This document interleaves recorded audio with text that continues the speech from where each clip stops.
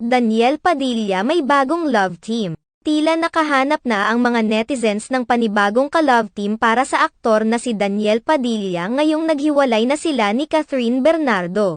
Bagamat nasa iisang network at talent agency sina Catherine Bernardo at Daniel Padilla, ngayong pareho silang nag-renew ng kontrata sa Star Magic at sa ABS-CBN. Siniguro umano ni Catherine Bernardo na hindi na muli sila magkakasama ni Daniel Padilla sa kahit anong proyekto. Dahil dito, marami sa mga solid fans ni Daniel Padilla ang naghahanap ng aktres na makakapantay umano sa angking karisma ni Daniel Padilla. Isa sa mga napupusuan ng mga netizens na maaaring maging panibagong ka-love team ni Daniel Padilla ay walang iba kundi ang anak ni Aga Mulak at Charlene Gonzalez na si Atasha Mulak.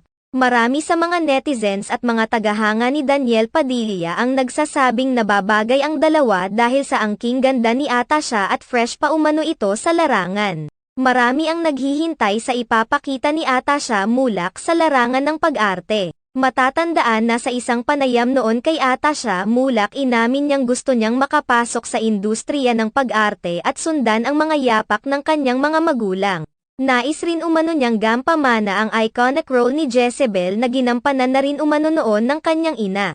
Marami naman sa mga netizens ang nagpupush sa maaring tambalan ng dalawa. Sa katunayan ay gumagawa na ngayon ng fan pages ang ilang mga tagahanga nilang dalawa. Sa kabilang banda, hindi pa naman nagbibigay ng anumang pahayag ang ABS-CBN o sina Daniel Padilla at Atasha Mulak patungkol sa mga kumakalat ngayon balitang magiging magka-love team silang dalawa.